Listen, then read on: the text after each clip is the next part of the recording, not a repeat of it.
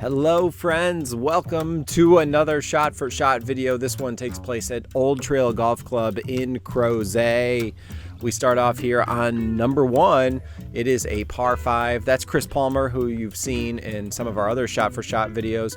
Chris and I actually played here back in February with another group of VSGA members and had a really great time. So it was a lot of fun to be able to get back out to Crozet and see Old Trail in season now, and some of the aiming points are a lot different with the trees and everything so full. Number one is a par 5, gently kind of dog legs to the left. Chris and I both end up on the inside of that dog leg, and I've just taken a 7-iron here and getting that back out into play. I got it up there to less than 100 yards in. It really wasn't too far, and I hit a really good shot here that hits close to pin high and just chases off of the back. Old Trail in Crozet is only about 20 minutes west of UVA and Charlottesville, so if you're in that area, you can consider Old Trail as a place to go play. Tapped in for par there. Number 2 is a par 3 that plays about 222 on the card. It was close to 240 the day that we played it, and Chris took a long iron. We both hit long irons here. I know I hit a 4-iron, and it just played downhill. He got his a little fat, so he comes up short. Mine, I made a pretty good pass at. Hit it about pin high right. You can see me leaning for it to come back, and it chases all the way to the back. And first look for you all at what I like to do in these videos is just do something completely ridiculous on the green, which is come up like 8 feet short from back there. And we're just gonna have at it right here with a 3-putt. Just a poor stroke. I'm talking to myself there, trying to remind myself that I'm better than those types of strokes. Aiming point here on 3, par 5, sort of that tree out there on the right-hand side, trying to take it right over that, and I end up with a little bit of draw off of it. This aerial video gives you a really good idea of what this hole looks like and why you kind of want to go towards this tree on the right, but you've got room to the left, and my ball ends up just past that cutout of rough there that was sort of divides the fairway. I ralphed that 5-wood about as hard as I could hit it. I had like 280 to the green. I came up just short of that first bunker there, and that's how I jump when I really want to see the bottom of the flagstick on a shot like this.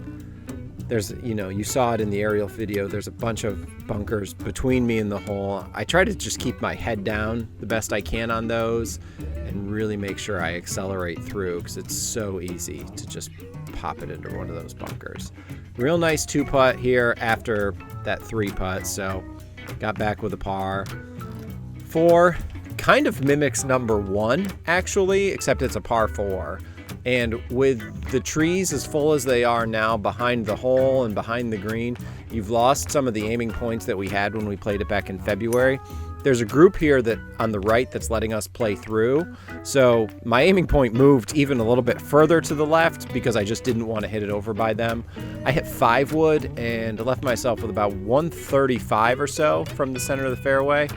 Made a really nice swing and tried to control the trajectory there a little bit on the follow through. Sort of like number 1, hit it about pin high and it just chased off the back there, but I chipped that down to 3 or 3.5 feet, and I just tapped this in on 1 foot because that group is out there and I'm just trying to keep the pace up. Number 5 is such a pretty hole. You'll get a better idea from the air. There's some nice aiming points out there. The folks who live in that house up there are kind enough to leave some things in the backyard, like that yellow trailer, for you to aim at, which is really wonderful. That's kind of what I aimed at. Left myself about a little less than 100 yards. I think it was like 92 or so. And I was able to wedge a 54 degree up there to 10 feet or so. And this didn't wind up really being my best stroke. It was a really good opportunity to make a birdie. And I don't know what I'm doing there, but something was up. 6 is a really nice hole. You've got that bunker out there in the center of the fairway. Keep an eye on this green as we fly in on it, because it's kind of an upside down saucer, and that could dictate how close you want to get to it. I hit a pretty good drive here that landed about even with the bunker and chased a little bit further. I think I had about 72 yards to the flagstick here. I didn't want to run it up that hill, and the ball just jumps out of the rough from that spot. Sits real nice.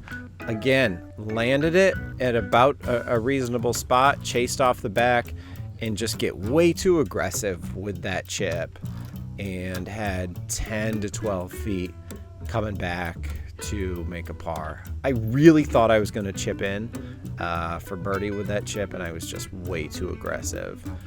Number 7 is a par 3, and Chris makes a really nice swing at it here, and he actually ends up about pin high left. I think he had maybe 10 feet or so. He made a very nice swing. It plays a little over 200 yards. There you get a look at the hole location on the day we played it.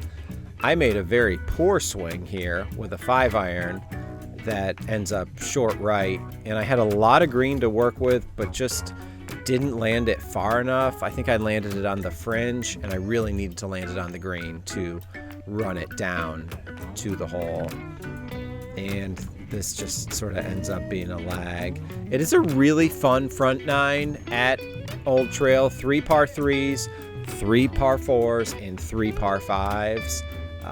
All of which are pretty scoreable. We've been able to get you aerial footage of every hole, so you can kind of have an idea of how you'd want to play it if you have the opportunity to go over there.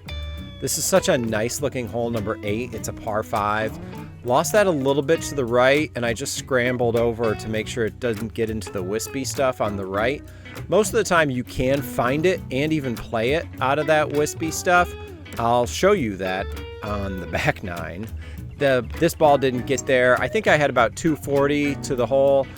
I hit a hybrid and got it up to pin high, chased it down the left side of the hole, and kind of similar to the last hole, I had a lot of green to work with, but just didn't pitch it far enough onto the green for it to run down, and had 15 to 18 feet for birdie here, and I tapped in for a par. Number 9 is a par 3. We've got a nice look at it here as you come back towards the clubhouse. And it played about 174 yards for us. You can see there's a slope in the middle of the green. I tried to go at the back left part of the green just to make sure that I kept it up on top of that slope, even if I did miss it a little right.